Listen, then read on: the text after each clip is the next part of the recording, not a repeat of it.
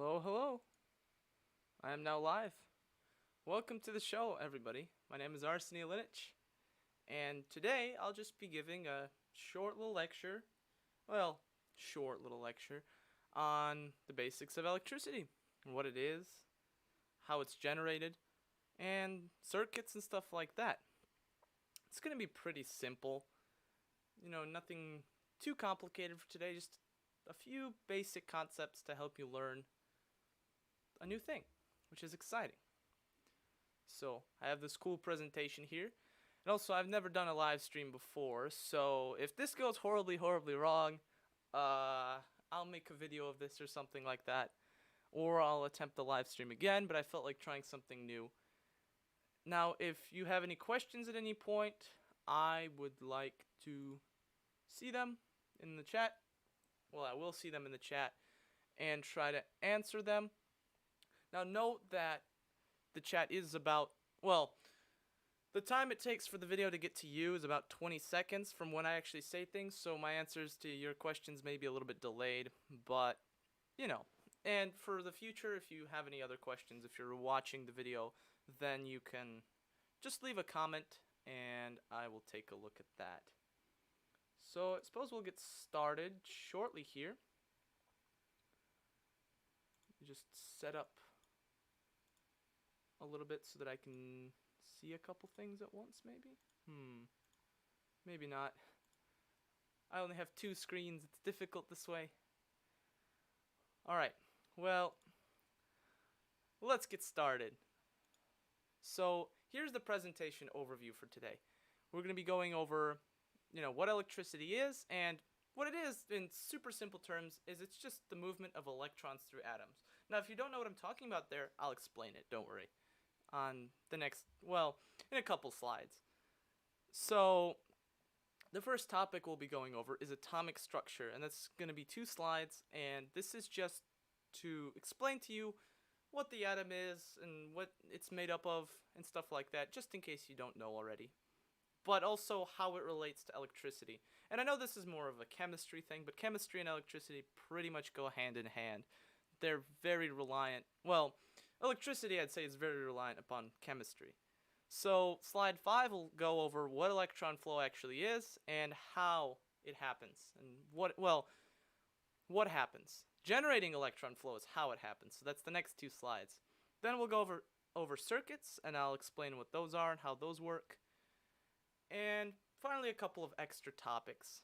They're just nice and simple. So, yeah, it'll be a nice and simple little presentation, just like that. So let's get into the first topic here, and this is atomic structure. Here we have an atom, and this is a simple little helium atom. So it's low on the periodic table of elements, it's not complicated at all, and it doesn't have that many parts compared to some of the other atoms you might see around. So speaking of those parts, what are they? Well, we have these red things. These are protons. They're subatomic particles. All of the atom is just made up of smaller particles that have properties depending on what particle they are. So the first one is the proton. And the symbol for it is a P and a little plus. And this is because a proton is said to be positively charged. So it's a positively charged particle. And our helium atom has 2 of them.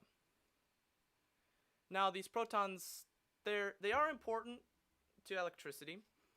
They're not super important, they're more important in chemistry, and they will tell you what kind of atom it is. Depending on how many protons there is, it's going to be a different atom. So the next little thing is we have the neutron. And that's these 2 gray ones, and the symbol for them is an N and a little O or 0 next to it, because these don't have a charge. So they're basically a proton and an electron smushed together, and the charges cancel each other out. So those, they pretty much don't have anything to do with electricity. They're just kind of there, and in chemistry they do have a purpose. They will tell you what isotope an element is, and an isotope is just a certain type of that element, but you don't need to know that for this. So those are those 2. And the next one, which is the one that's important for electricity, is the electron. And this is a tiny little negatively charged particle. And these ones, they're not in the middle of the atom like with the protons and neutrons. These are on the outside and they're orbiting the atom. And because they're orbiting it, they are said to basically create the outside of that atom. And that is this right here. So this thing here is actually called an electron shell. And these are the most important things in electricity, pretty much. Because electrons will move through these electron shells. And you'll see what I'm talking about later. But basically, the electrons are just going to orbit around this shell and create the outside of the atom. Because it doesn't really have an outside. The only part of it that's really solid, or said to be solid, is this part right here that I'm circling. It's green, and this is the nucleus, and this is where the protons and neutrons are. So this is all pretty simple stuff with just atoms. So let's take a look here at some more examples of this. So here we have another atom. It's a little bit more complicated, and this is a lithium atom. Now you may notice something interesting about it. It has 2 electron shells instead of just 1 like the last one. So there can actually be more electron shells. And this is where this gets interesting, because each electron shell holds a specific number of electrons. It can only hold that much, which is interesting. The first shell can only hold 2, and then it goes on. I believe the second one holds 8. So if you want to know, there's a formula for that, and that is that the nth shell can, in principle, hold up to 2 times n to the power of 2 electrons, if I remember correctly. So they can only hold a specific number. So once again, this atom has similarities to the last one. It has a nucleus, and it has 2 electron shells this time. So there's more electrons orbiting around it, and all of that. Here's another atom. Now this one's a lot more complicated, as you can see. It's got 3 electron shells, and it's pretty ridiculous. This is a phosphorus atom, and you can see just how many protons and neutrons are in the nucleus of this one. It's a lot, because the lithium only has 3 of each, and phosphorus has, I don't know how many. I forgot the number specifically, but that is another atom. Now, for actual electrical flow, we only need to worry about the outermost electron shells, which are called the valence shells. And the electrons that orbit those are called the valence electrons. And they're called that because they are the most willing to move.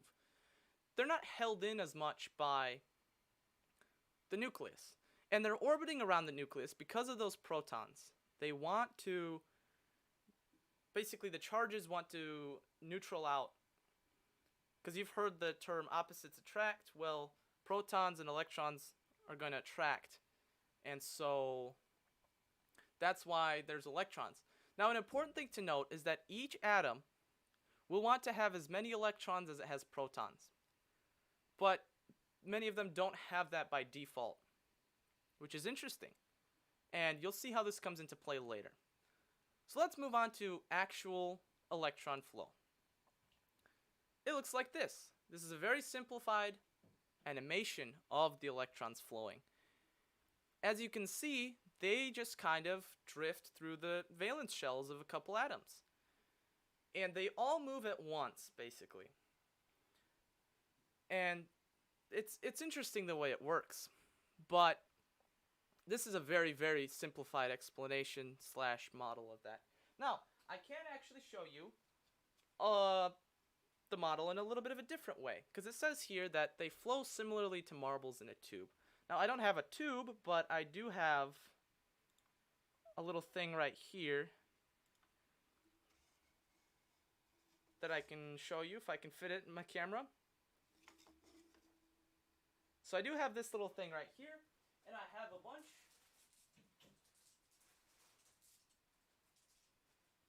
of these little metal balls. You might hear them, and here they are. So let's just say that these little metal balls represent an electron. Each one is an electron that's orbiting around an atom of some sort. So let's just pretend that. So whenever this atom right here, I don't know if you can really see it, but whenever this atom right here loses that electron, and this atom right here wants to spit out another electron, all of them will move. And this is how the flow starts going. So the flow of electrons moves like marbles in a tube. Now it is a little bit more complicated than that, but because of the way that electrons and protons work and interact, you know, it's strange like that.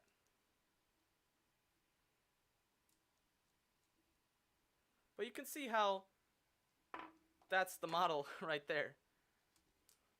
It's a pretty simple little way of showing it. Dropping them here. They're slippery. So that's that. Let me just get rid of this camera here. Put those back. So what do we call this electron flow? We call it current. So if you've ever heard of current, it's measured in amperes, or amps for short. So that's what an amp is it's the amount of electrons flowing. And 1 amp is equal to 1 coulomb of charge flowing per second. What is a coulomb? A coulomb is equal to 6.24 times 10 to the power of 18 electrons. It's not supposed to be 1018. Presentation apps are weird sometimes. But anyway, there you go. So it's a lot of electrons.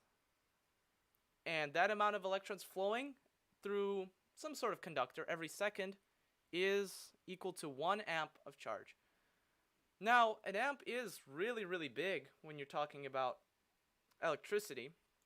So we usually use something like milliamps, which is 1,000th of an amp, to describe things. Does anyone have any questions so far about any of this stuff? If you do, I'll see them in the chat. Now, I know I mentioned earlier that the protons and electrons want to neutral out, but what they want to do even more than that is to fill up their electron shells or get rid of that electron shell. It wants to do that even more. So we'll get back to this topic later with the last topic we're talking about, which is conductors versus insulators. But if nobody has any questions, we will move on. So let's talk about actually generating this electron flow. Here we have atoms with excess electrons, and it's just shown with this blue circle. But say that's a bunch of atoms with too many electrons, and it's negative because the electrons are negative. So that whole thing is going to have a negative charge overall. This other one is atoms with a lack of electrons. And this is positive because there's more protons than electrons, so that whole thing will have a positive charge.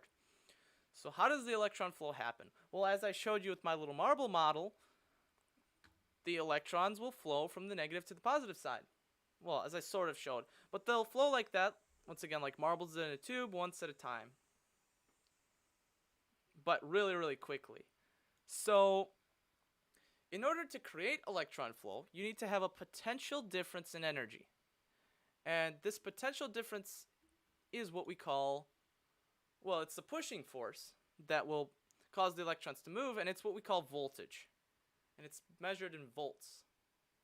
So that is what voltage is. So to reiterate, current is the flow itself, and voltage is what causes that current.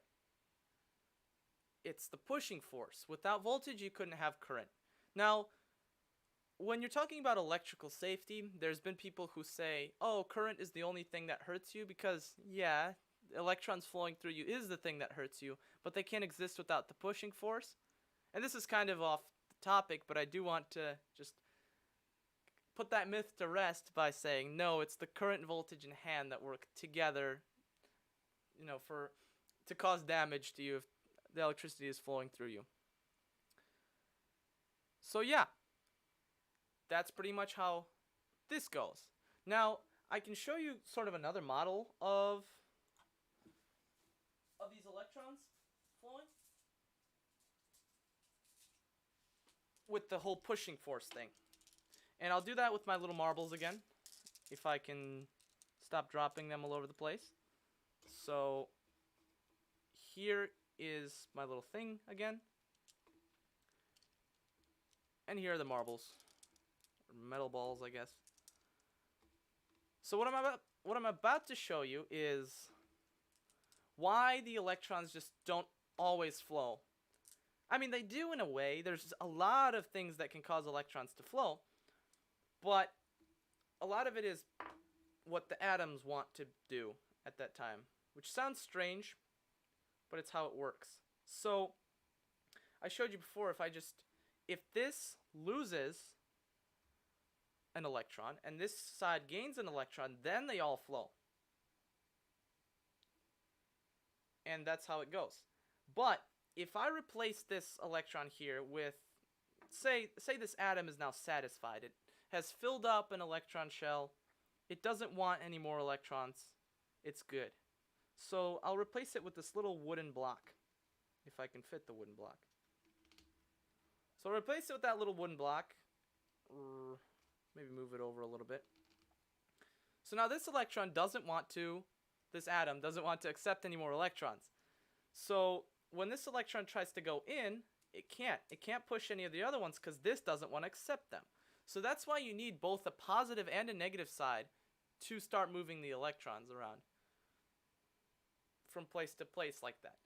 I mean, yeah, they can move a little bit, and if you connect another piece of metal to the negative side, that piece of metal will also have a negative charge, but still, it won't quite move the way you think without both the positive and the negative. So this makes sense to everybody. I don't see any questions, so we will continue as I move these marbles away. And once again, this stuff is all very simplified. It's all a very simplified explanation. If you want to know more, you could read. There's tons of books and things about this, but I'm just giving the very basic explanation of that. So let's move on to methods of producing voltage. Now voltage, it can also be called electromotive force because it's a pushing force. So that's another name for it that I haven't mentioned yet. But there are 6 major ways of doing this. And major means that they're basically the only ways. Anything else is just kind of like a subcategory of those major ways. Sorta. And I have kind of organized them to make the ones that I think are more relevant, bigger, and stuff like that. So the first one we talk about is chemical ways. And this is things like batteries. And it works by having a chemical reaction waiting to happen inside of a battery. So there's basically 2 types of metal, and then there's some liquid called an electrolyte. And what ends up happening is one of those metals or whatever wants to oxidize, but it can't because it has electrons that can't go anywhere to oxidize and stuff like that. So when you connect the positive to the negative, a chemical reaction will happen inside the battery. So that's how batteries actually store charge. And this is, I think, the most relevant of any of these ways of generating voltage or power or whatever you want to call it. This is the most important one in my opinion. And this is because we use this in our phones, we use this basically everywhere. I mean, batteries are everywhere and they store power that we generate through the other ways of generating power. And if you're wondering how a battery recharges, when you put the electrons back, it'll undo the chemical reaction. But batteries will lose life over time because some of the chemical reaction won't be undone. So that's why they lose life as well. Anyway, magnetic. Now this one, honestly, I wanted to put it in first place. I really did, because this is super, super important. And this is the principle that alternating magnetic fields will produce a current in a conductor nearby. And that is super, super important because pretty much all of the electricity that we used to generate and a lot of the electricity we generate now is generated using this principle. And you might be thinking, how's that? We have so many different ways of doing that. Generating electricity like coal and wind turbines and all that, isn't that stuff different? No, because the way those things work is by spinning something with magnets. And that will create current in the wires. There will be wires near those magnets, basically. So this is actually how a motor works. And I can show you right now a motor, and we can talk about it real quick. So here I have a motor. This one's not functional, but it still has the components inside that I can show you. So there's these two parts. This one spins, and this has all the magnets. And these magnets have alternating magnetic fields. I have another magnet here, and I can sort of show you how, how it'll stick to this one, but if I try to move it over, it doesn't want to go to that one. So it was just here, and now it's here. So they have alternating positive and negative sides to the magnets inside of this motor. Now, this right here, it has a bunch of copper winding. So when the magnets spin around and alternate the field, the positive and negative, it'll generate a current in these. So if I was to actually put this back together and spin it around, it would be generating current from these wires. This one might not because it's not a functional motor. But that's pretty much how motors work. And if you reverse it, it will move instead, because if you have current in a wire, it'll generate a magnetic field around it. So a lot of this electrical stuff works the opposite, which makes sense in a way. But there you go. So let's go back to our presentation then and look at the next one. This one is friction, the triboelectric effect. And this one, it's not super important for actually generating the electricity, but it is really, there's a lot of it around in our lives. Anytime you move around, you basically gather electric charges, and this works because friction between certain materials will cause the charges to transfer or something like that. I haven't looked into it much, but this one isn't super important, and I don't have an example for it to talk about. So let's talk about the next one. This is light, the photovoltaic effect. And this is when photons, which are little light particles, cause electrons to jump to a higher energy state.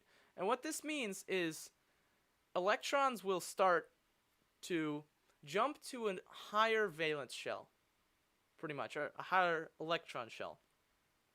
And because of that, they might become more free, and they will be free to move around. And so this is basically like how things like solar panels work. Once again, I don't have an example to talk about for this one. Then we have heat, the thermoelectric effect. And this is when you have a hot surface and a cold surface, and electrons will move to one side. I forget which one it is, but they'll move from hot to cold or from cold to hot or something like that. So this one, once again, I don't have an example for, and it's not used that much, but it's still a pretty cool thing. This last one is the least relevant, but the coolest in my opinion. And this is the piezoelectric effect, which is when compression causes an electromotive force. And I actually have an example of this. If I can get my camera working. Did my camera break itself? Oh boy. So.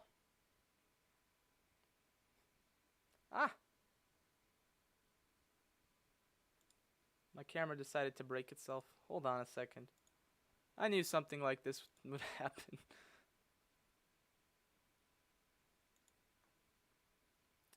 Okay.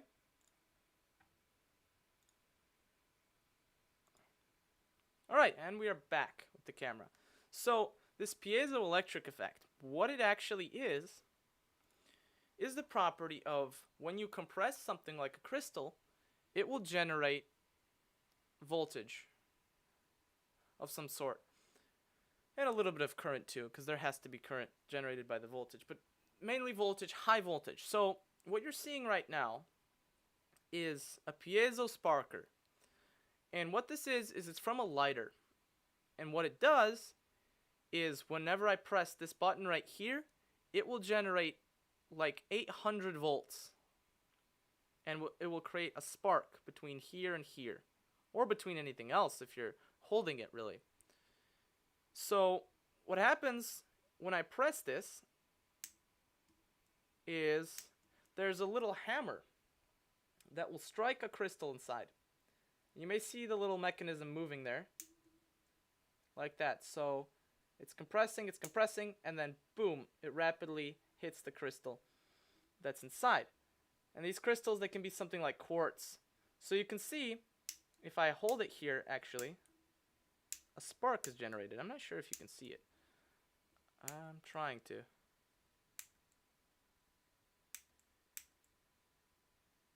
Oh boy. So, you kind of might be able to see, but there's a spark.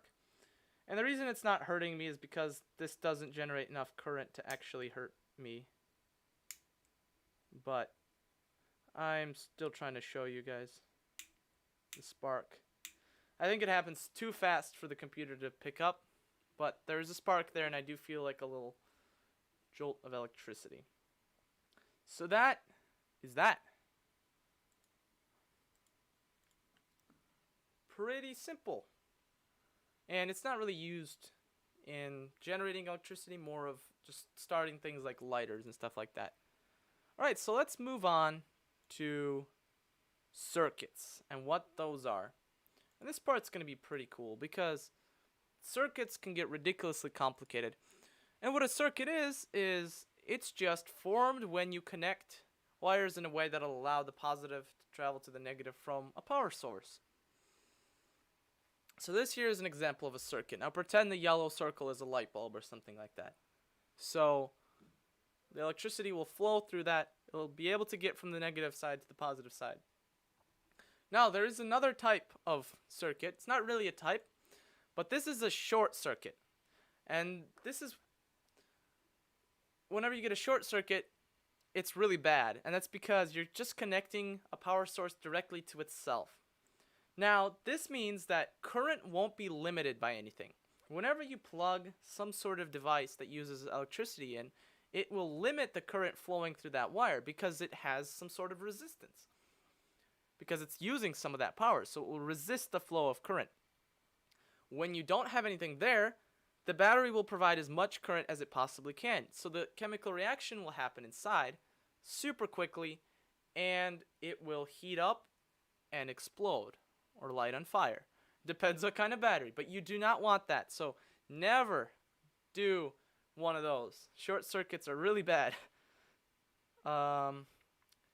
So you don't want to plug a battery into itself. You don't want to plug two batteries into each other because the same thing will happen where you create a short circuit. But back to the topic of just regular circuits and then a little bit of short circuit action. I want to show you here just how complicated these things can get. So let me turn on my camera. And then I will get out this. And this is a breadboard. It's for prototyping with electricity and stuff like that. So, hold on. I'm going to get a couple of components real quick and just plug them in. And I'll just show you a really simple circuit. Now this component itself, it's just a special converter. It converts these 9 volts into like 5 and then distributes it to this breadboard. So this is also a circuit because you can see there's a light lighting up. So this is already using some of the power. And in a breadboard, I might as well explain it because it's here. All of these are going to be connected with a piece of metal underneath. All of these pins are going to be connected. And then all of these are connected this way. So pretty self-explanatory. Now if I just get an LED, and put it in. Boom, I have made a circuit. Just like that. And it's a really simple circuit. So let me show you just how ridiculously complicated these can get. Here's another one that's a little bit more complicated, and this one's on a board. And you can see how it's got a bunch of stuff on it. But this is a circuit, and it has a lot of different paths and things for the electricity to flow. And I could do a whole video just on these things alone. Just on one that's simple. But then you get to one of the super complicated ones, like this. And this looks absolutely ridiculous, because this is a computer motherboard. And you see just how tiny all of those are. It's a huge circuit with so many components, and each of these has billions of other components inside. It's ridiculous, really. So they get really complicated really quickly, but they're still circuits, and they're fun. Any questions at all? All right. So, just two more topics left to go over. One of them is conventional versus electron flow notation.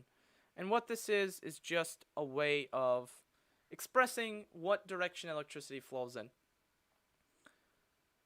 Conventional flow notation is the standard way that people show electricity flowing. They say that electricity flows from positive to negative of the battery.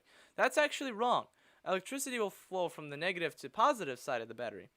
But most components and things like that still use conventional flow notation to make it easier for people. So, because having it flow from negative to positive is just kind of confusing people for some reason. So that's just another quick little topic. Electricity flows from negative to positive, and if you show it that way, it's called electron flow notation. One final topic, and that is conductors versus insulators. Why do they behave the way they do? Well, I've got a phosphorus atom and a lithium atom here. Now see if you can guess which one is the conductor and which one is the insulator. And put your answer in the chat. I'll wait for 20 seconds.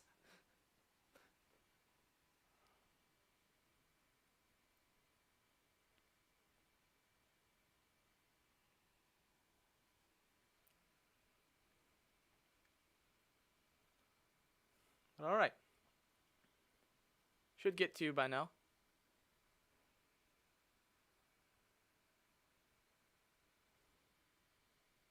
I'll wait a little bit more and then I will reveal the answer to you all.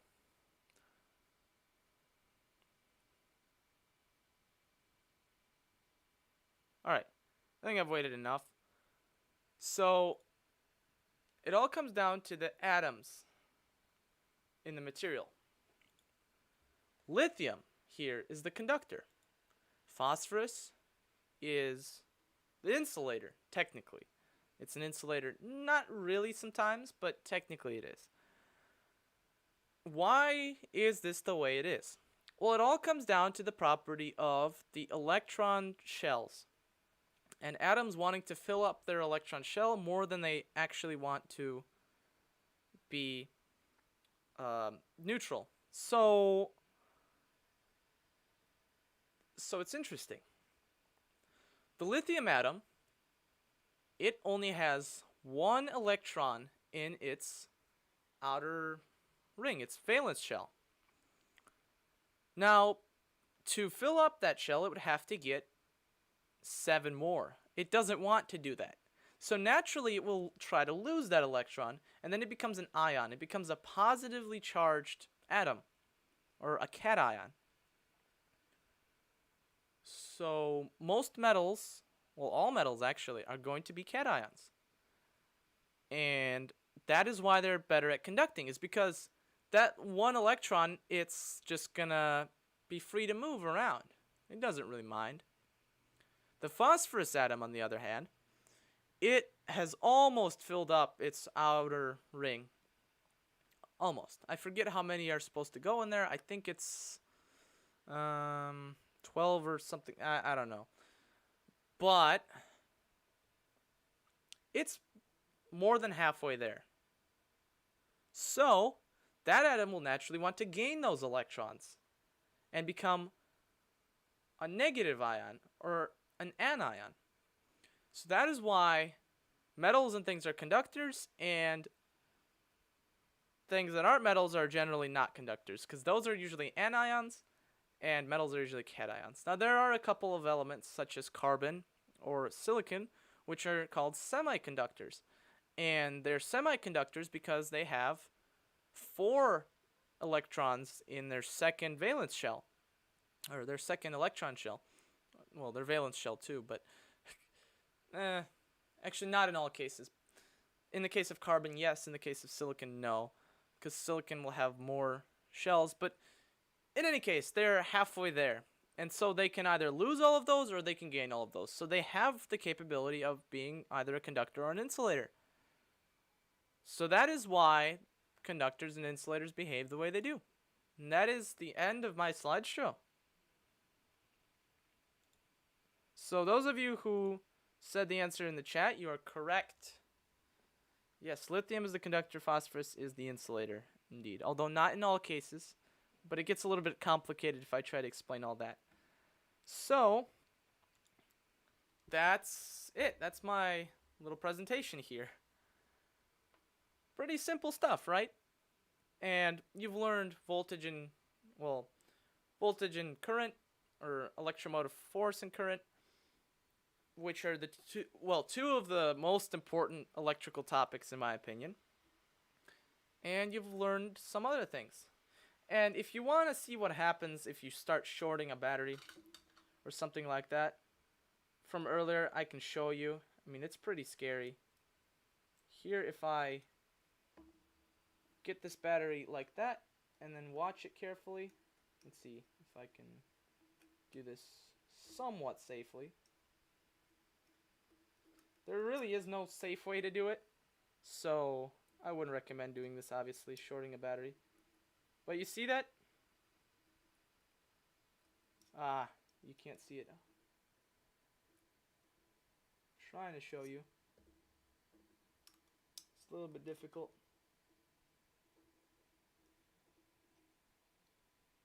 You see it's glowing? Yeah, well, it's actually melted some of the metal there just now. And now my screwdriver is really hot. So, you saw that, right? I'll do it again.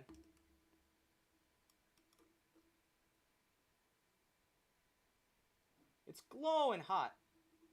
That metal is literally melting. Now it smells like burning metal. So, you don't want to short a battery, as you just saw there. Or an outlet or anything like that. It's extremely dangerous to do. But yeah, especially one that powerful. The one I just had is a pretty powerful battery. When it comes to batteries, it can output a lot of current compared to most other batteries. So that is it for today's live stream. Thank you for joining me. Is there any more questions? If there is, I would happily see them, because they're fun. Like me some questions. But if you guys enjoyed this format of explaining things, then let me know in the chat or with a like, and then I will make more, I guess. But yeah, let me check. No more questions? I'll wait a little bit more.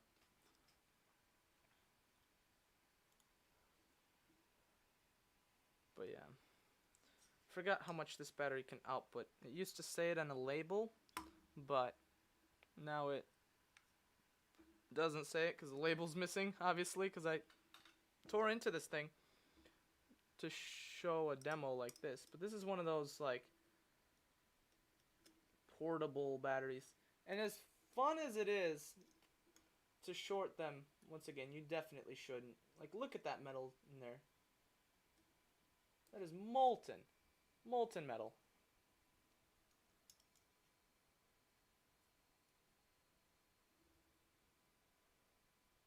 And I'm really not exaggerating when I say molten metal.